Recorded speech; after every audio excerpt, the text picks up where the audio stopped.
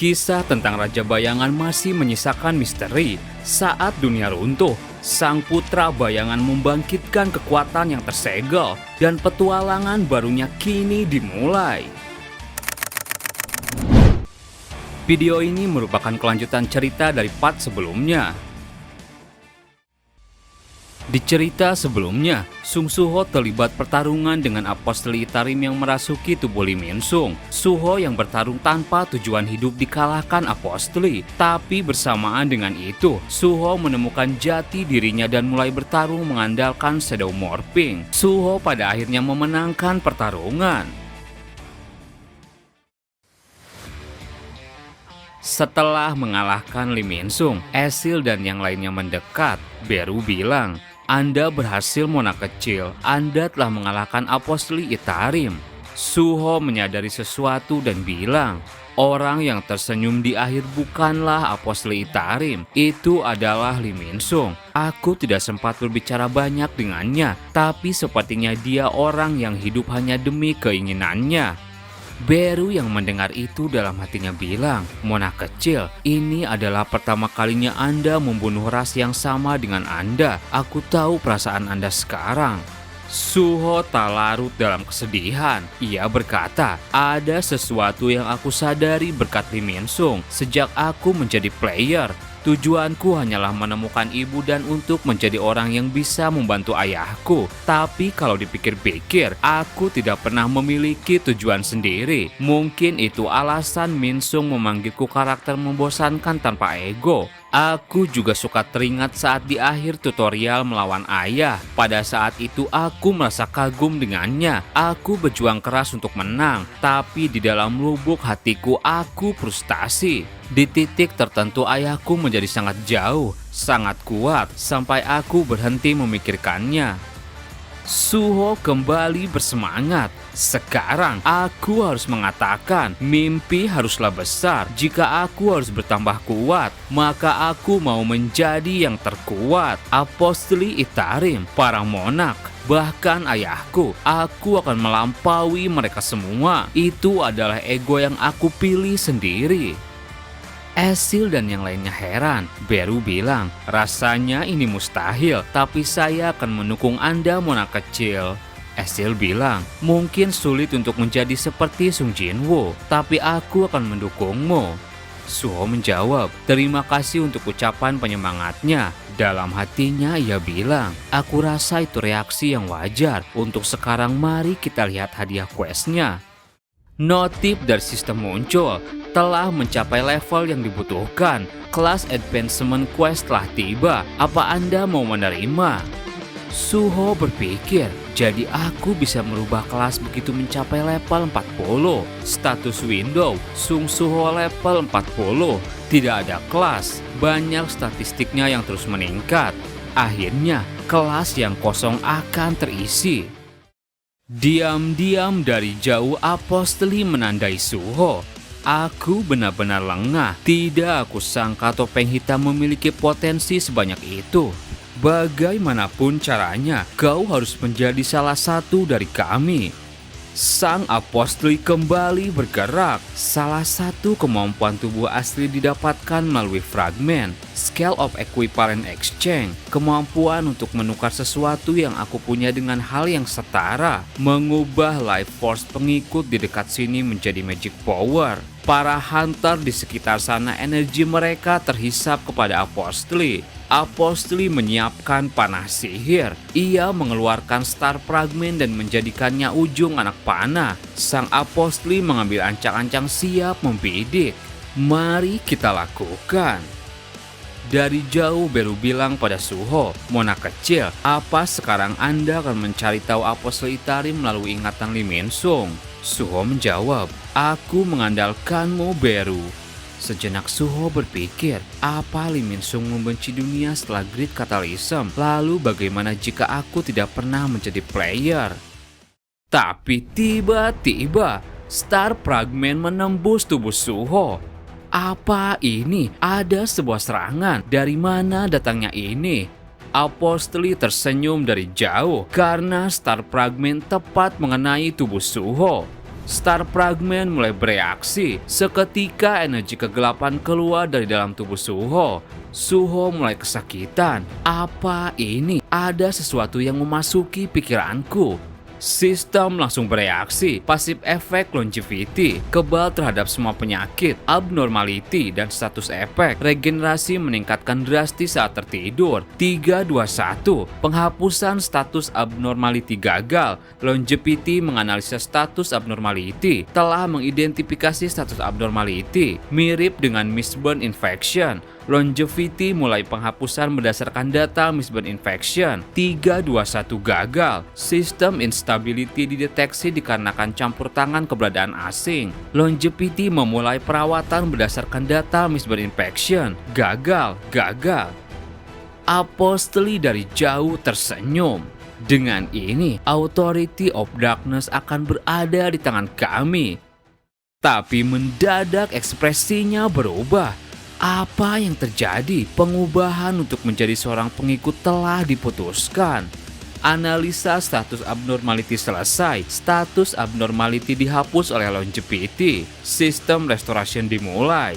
Sistem itu berhasil menyelamatkan Suho. Suho dalam hatinya bilang, longevity berhasil diaktifkan. Sekarang aku harus menggunakan shadow untuk menutup lukanya. Tunggu, ini tidak mungkin. Healing point Suho terus menurun drastis.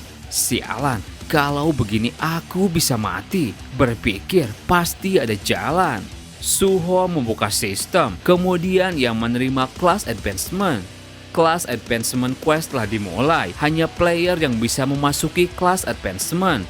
Sebuah gate muncul di hadapan Suho. Untuk progres yang lancar, Companion, Descendant of the Monarch akan dipindahkan menuju Shadow Dungeon. Melihat gate di depannya, Apostoli lagi-lagi dibuat heran. Apa itu? Setelah memasuki gate kelas, Suho heran. Aku tidak melihat apapun. Apa aku mati? Tapi aku masih bisa merasakan pipiku. Perutku juga tidak lagi sakit. Apa itu berarti aku belum mati? 3 buah obor lalu menyala di dekatnya. Suho membuka mata dan sontak kaget. Tunggu, bangunan dan lorong yang tidak asing ini. Di sisi lain, sang apostoli mendekati mayat Minsung dan berpikir, aku tidak merasakan kekuatan magic di sekitarku. Gate-nya tiba-tiba terbuka dan membawa si topeng hitam dan para prajuritnya, tapi tidak dengan Lee Minsung. Artinya gate itu hanya bisa digunakan untuk mengangkut rekan-rekannya. Shadow dan si topeng hitam. Setiap kali aku melawan mereka, entah kenapa semuanya jadi kacau. Ini sangat menarik. Sementara itu di dalam kelas advancement, Suho sadar dan bergerak.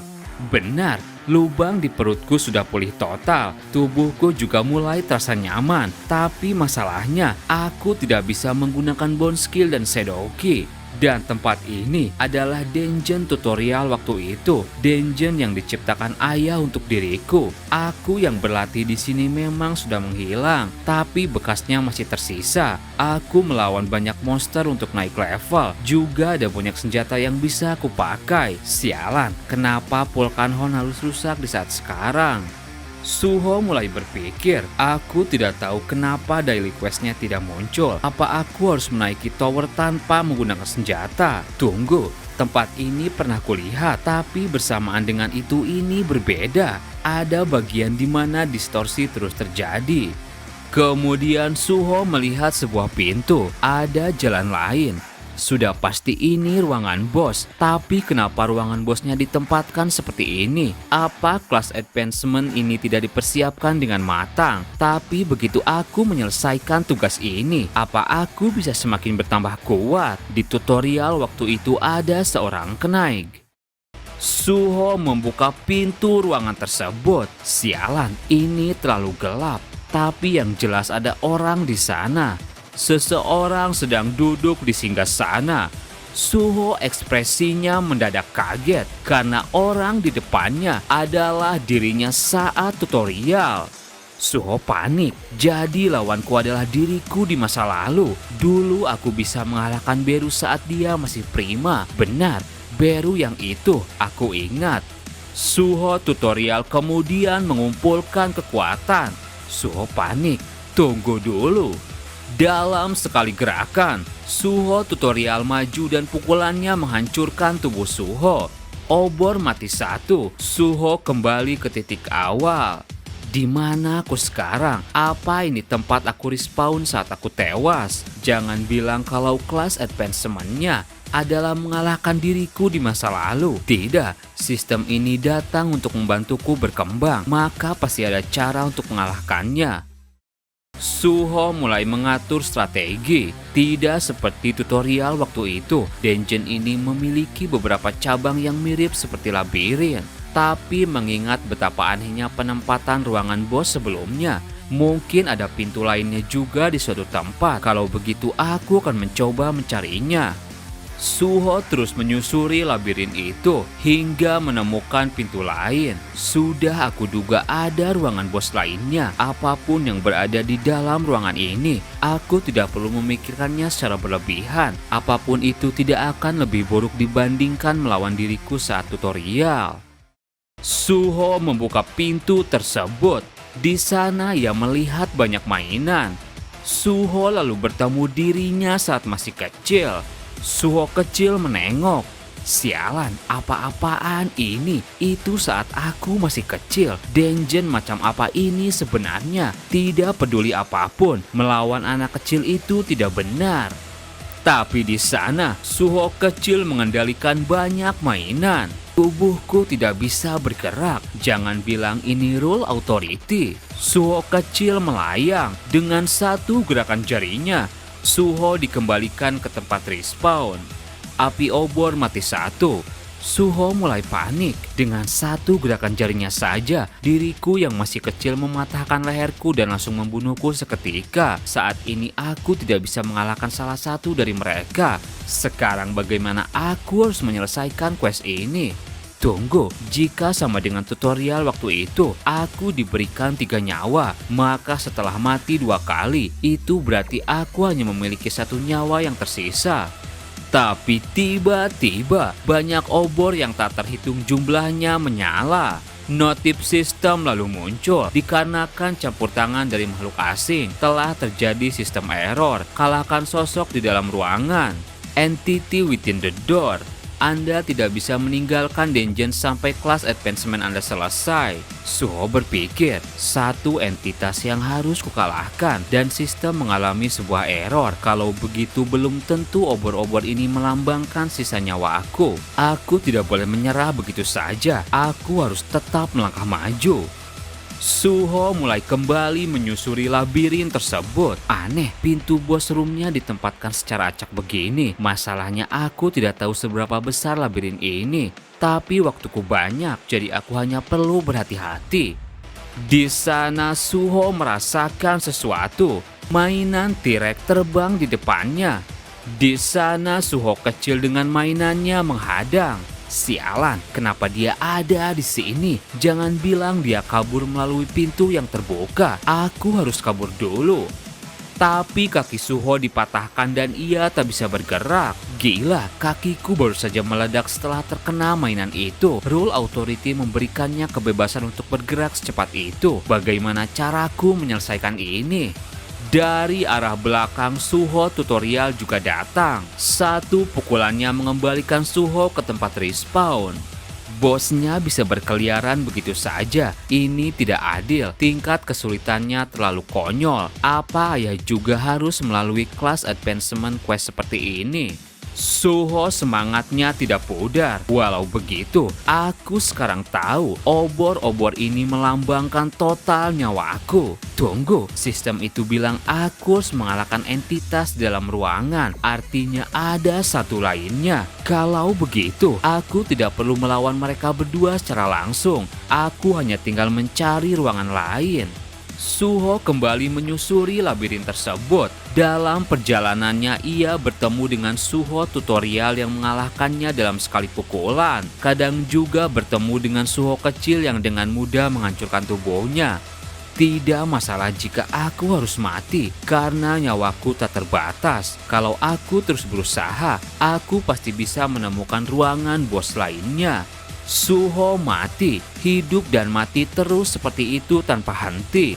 Bagaimana jika sistem error? Artinya tidak ada ruangan bos lainnya. Nyawa tanpa batas, musuh yang tidak bisa dikalahkan, tidak bisa naik level. Bukankah sama saja ini seperti neraka?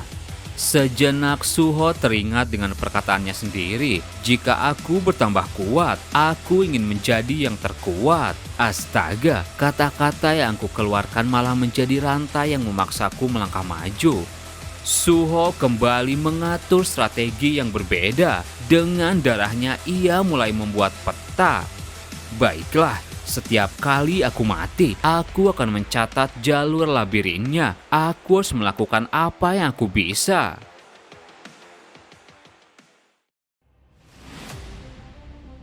Cerita berpindah ke kondisi di Korea. Tersiar berita yang sedang hangat. Asosiasi Hunter telah mengeluarkan pernyataan resmi bahwa penggunaan Stardust itu ilegal. Awakening drugs yang sekarang diketahui efek sampingnya sudah terungkap. Ada banyak Hunter yang kehilangan ingatannya setelah mengkonsumsi Stardust. Penyelidikan terhadap Hunter yang mengkonsumsi Stardust sedang berlangsung. Selain itu, wakil ketua Guild Reaper diketahui terlibat dalam distribusi Stardust. Pagi ini Lee Min Sung ditemukan tewas oleh seorang pendaki di pegunungan. Mantan selebriti dan pahlawan di antara para hunter. Fakta bahwa dia terlibat dalam tindakan kriminal adalah hal yang sangat mengejutkan. Sementara itu di kantor Asosiasi Korea sedang berlangsung rapat kecil. Taegyu yang berada di sana berkata, "Ini semua salahku. Jika waktu itu aku tidak membiarkan Min Sung kabur, hal ini tidak akan terjadi." Jin Chul menjawab, "Jangan terlalu menyalahkan dirimu." Taegyu bilang lagi, "Selain itu ada beberapa hal yang tidak masuk akal saat aku menemukan Min Sung.